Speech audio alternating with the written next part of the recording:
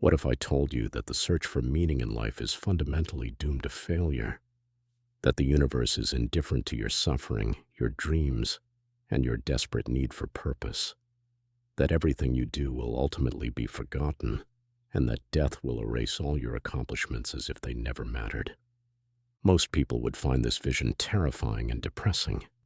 But Albert Camus, the French-Algerian philosopher and Nobel Prize winner, found it liberating.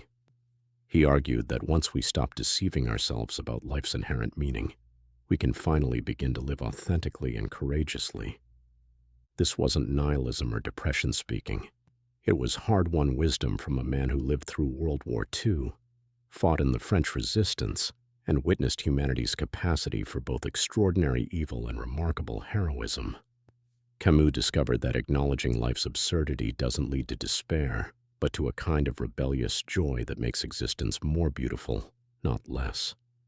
Today we're going to explore Camus' philosophy of the absurd and discover why he believed that facing a meaningless universe with clear eyes is the first step toward genuine freedom and authentic living.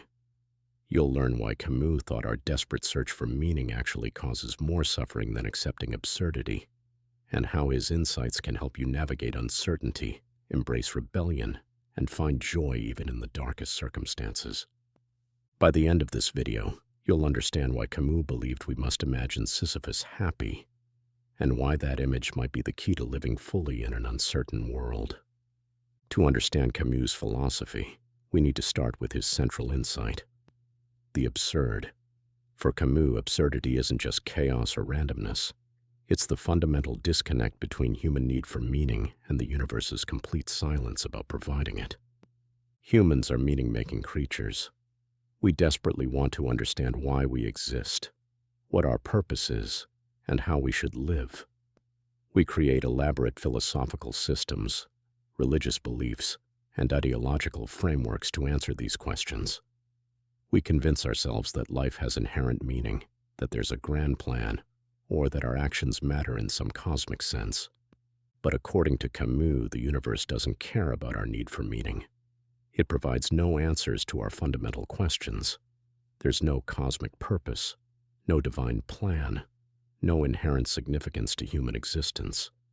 The universe is utterly indifferent to our suffering, our joy, our hopes, and our fears. This creates what Camus called the absurd condition, the confrontation between our human need for rational understanding and the world's unreasonable silence. We keep asking why, and the universe keeps responding with nothing. But here's where Camus differs from nihilists and pessimists. He didn't see this absurdity as a reason for despair. Instead, he saw it as a fundamental truth that, once accepted, could liberate us from the exhausting and futile search for cosmic meaning and allow us to create our own values and live more authentically. The problem, according to Camus, isn't that life is absurd. It's that we refuse to accept this absurdity. We waste enormous energy trying to escape it through what he called philosophical suicide, or literal suicide.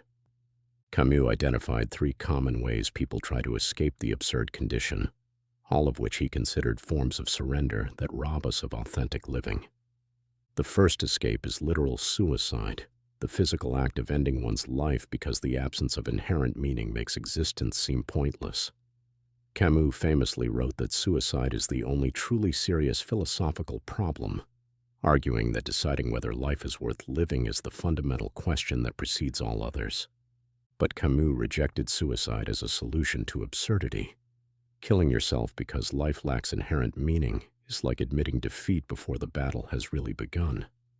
It's allowing the absurd condition to win by eliminating the only consciousness capable of recognizing and confronting it. The second escape is what Camus called philosophical suicide, the leap into religious or ideological faith that provides artificial meaning and false hope. This includes not just traditional religion, but any belief system that promises to resolve the fundamental questions of existence through faith rather than reason. Whether it's believing in God, Marxism, nationalism, or any other ideology that claims to have ultimate answers, Camus saw these as forms of intellectual surrender. Instead of facing the uncomfortable truth of absurdity, people choose comforting illusions that provide meaning at the cost of intellectual honesty. The third escape is what we might call practical suicide, burying ourselves in routine, distraction, and mindless activity to avoid confronting the absurd condition. This includes becoming completely absorbed in work, entertainment, social status, or any other pursuit that prevents us from thinking about fundamental questions. While this approach allows people to function day to day, Camus argued that it represents a kind of spiritual death, living without awareness, passion, or authentic engagement with the reality of our condition. Instead of these escapes, Camus proposed a fourth option: revolt. Not political revolution, but a philosophical stance of acknowledging absurdity while refusing to be defeated by it. This revolt involves three key elements that define authentic living in an absurd world. The first element of revolt is lucidity, clear-eyed recognition of the absurd condition without illusion or self-deception. This means accepting that life has no inherent meaning, that the universe is indifferent to human concerns, and that death will ultimately erase all our accomplishments. But lucidity also means recognizing that this absurdity doesn't diminish the reality of our experience or the validity of our values. The fact that the universe doesn't care about justice doesn't make injustice acceptable. The fact that our lives are finite doesn't make love less meaningful.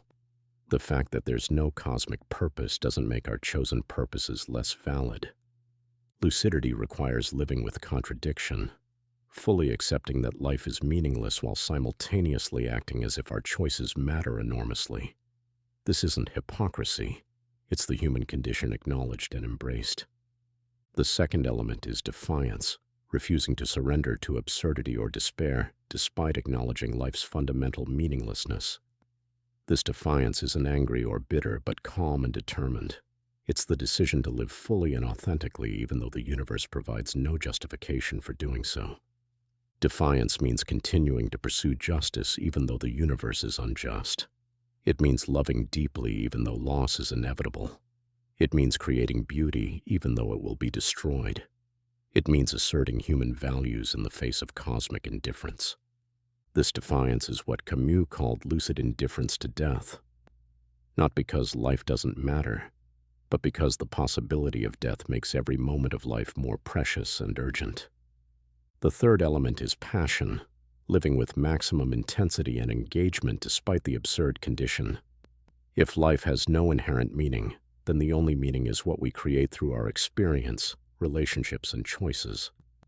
Passion means embracing the full spectrum of human experience: joy and suffering, love and loss, creation and destruction. It means saying yes to life not because it makes rational sense, but because the alternative is the living death of resignation. For Camus, passion also means solidarity with other humans who share the absurd condition.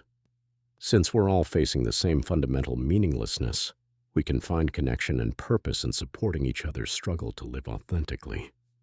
To illustrate his philosophy, Camus used the myth of Sisyphus, the king condemned by the gods to push a boulder up a mountain for eternity, only to watch it roll back down each time he reached the summit. Most people see Sisyphus as a symbol of futile suffering, but Camus saw him as a hero of the absurd. Sisyphus represents the human condition perfectly. His task is pointless, repetitive, and will never lead to lasting achievement. The gods designed his punishment specifically to be meaningless and frustrating. Yet Sisyphus continues pushing the boulder day after day for eternity. But here's Camus' crucial insight. We must imagine Sisyphus happy, not because his task has meaning, but because he has chosen to embrace it fully.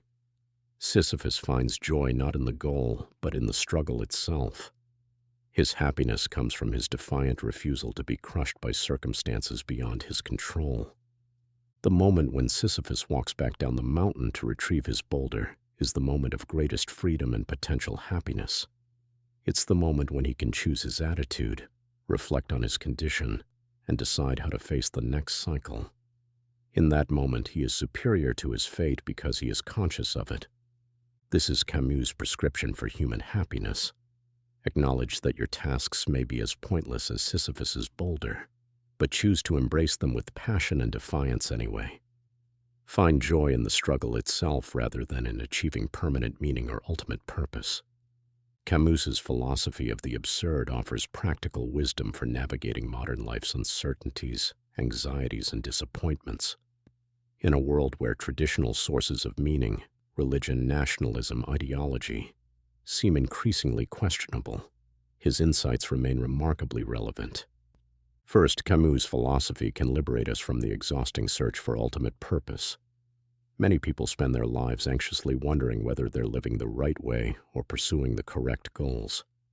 Accepting absurdity means recognizing that there is no cosmic right way to live, which frees us to choose our own values and directions based on our authentic preferences rather than imagined cosmic requirements. Second, absurdist thinking can reduce anxiety about death and failure. If the universe is indifferent to our achievements, then our failures don't have cosmic significance either.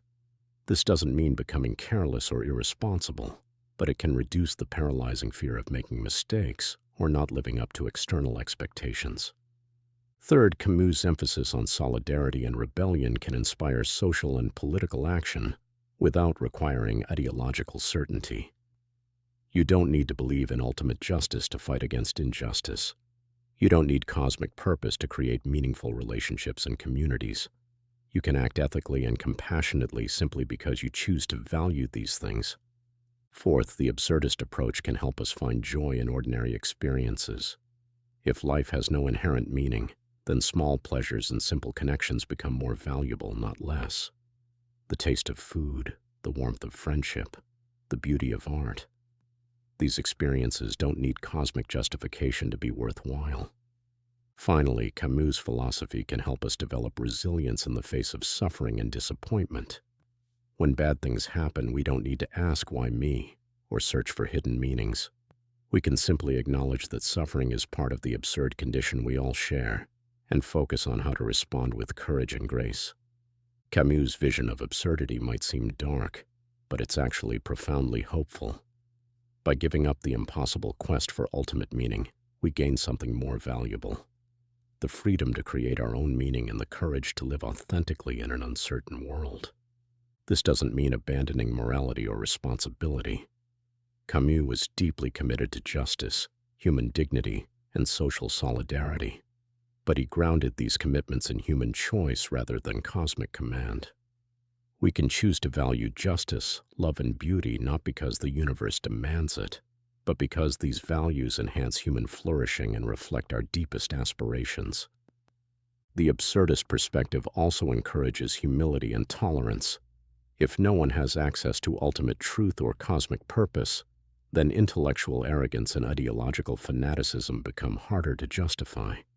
We can hold our beliefs passionately while remaining open to dialogue and change.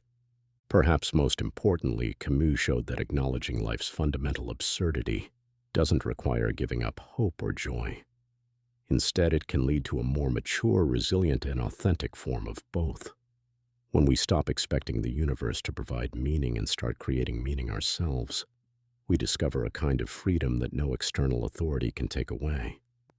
Camus' philosophy reminds us that we are not passive victims of cosmic indifference, but active creators of value and meaning. The universe may not care about our choices, but we can care about them deeply. Our lives may be finite and our achievements temporary, but the experience of living fully and authentically has its own inherent worth. The rebellious joy that Camus advocated isn't naive optimism or denial of life's difficulties. It's the mature recognition that difficulties don't negate the possibility of happiness, that uncertainty doesn't eliminate the value of commitment, and that mortality doesn't reduce the significance of love. In our current era of global uncertainty, political polarization, and existential anxiety, Camus' message feels more relevant than ever.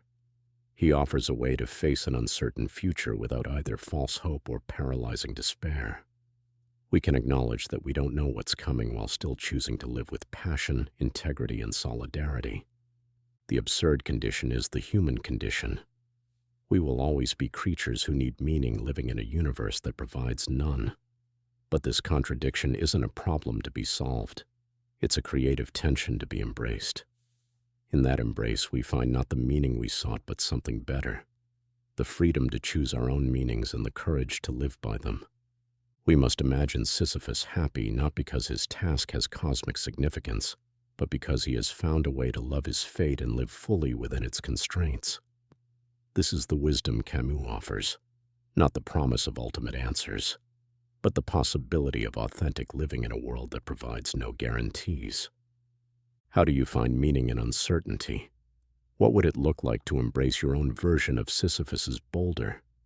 Share your thoughts about living authentically in an absurd world in the comments.